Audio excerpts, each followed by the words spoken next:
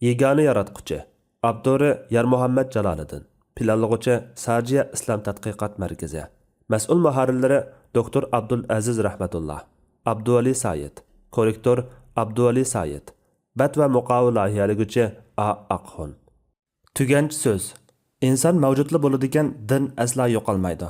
Din mavjud bo'ladigan yaratquchiga bo'lgan iymon yo'qolmaydi. Iymon bo'ladigan umid yo'qolmaydi. Umid bo'ladigan inson har vaqt arzu qilgan saodatga erishmay qo'ymaydi. Yagona yaratquchi insoniyatning birdan-bir umid va nijotlik manbasidir. Uning yetakchiligi u bilan insoniyat orasini bog'lag'uvchi va bu bog'ni eng to'g'ri va mazmun shaklda tutashtiruvchi yagona yo'ldir. Ana shu yagona yaratquchi huzuridan nozil bo'lgan butkul insoniyatga rahmat, asoyishlik va adolat olib kelish uchun tushirilgan hamda barliq samoviy dinlarning xotimasi va eng sop javhari bo'lgan din islom dinidir. Yagona yaratquchidan boshqa har qanday narsaga tiz cho'kishni rad qiladigan bu din dunyoga hur kelib, hur yashashni nizom qilgan yagona tutqudir. Bu din insonlarning odamiylik mezoniga, sog'lom tabiatiga, aqliy va ruhiy talabiga, axloqiy qimmat ehtiyojiga eng uyg'un bo'lgan dindir. Bu din yagona yaratquchini eng sog'lom tushuntirguchi va to'g'ri shaklda tunishtiruvchi dindir. Shuni eslab turmoq kerakki, dunyo azaliy bo'lmaganidek abadiy emas. Koinotdagi har bir shayning boshlanishi bo'lganidek cho'qim oxirlashishi bor. İnsanның maddi alamdagi o'rni alohida bo'lganiga o'xshash kelajagimi farqlidir. Chunki inson tugal moddiy barliq emas. Uningdagi ong, ruh, aql va qalb qatorliqlar uni mavjudot dunyosidagi jimi jonliqlardan farqqa, imtiyoz va alohidalikka ega qilgan. Inson shakl bilan inson emas, ma'no bilan, mohiyat bilan insondir. U moddiy tanga ega bo'lishi nuqtasidan moddalik xususiyatga biqinadigan va uning qonuniyatlariga bo'ysunadigan har bir tal mo'yiga qadar tuproq ostiga mahkum bo'lish qismatidan qocholmaydigan barliqdir.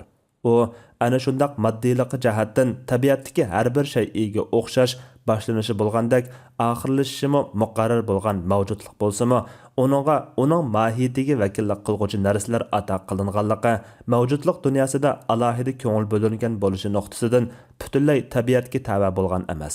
Uning jonsiz va jonliq maxluqlar orasida inson degan bu yagona tur bo'lib turishiga mohiyatlik ta'sir ko'rsatgan farqlar, imtiyozlar uning qadr qimmatining moddiy tarozida o'lchanmaydiganligini, mohiyat jihatdan uning mavjudiyatining moddiy koinotga mansub emasligini ko'rsatib berdi. Bu sababdan tabiat dunyosi inson uchun bir karvonsaroydir. U go'yo inson uchun vaqtlik turalg'u, o'tang misolidir.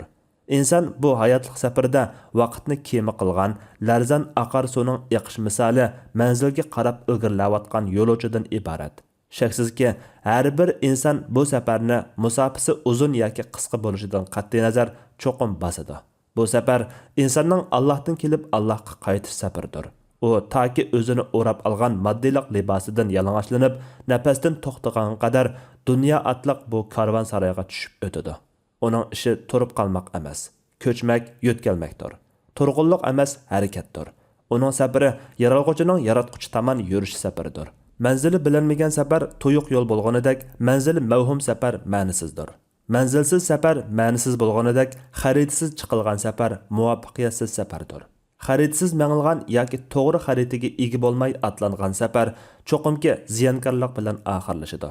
Islom dini Alloh tomon atlangan bu muborak safarning eng sog'lom va to'g'ri xaritasidir.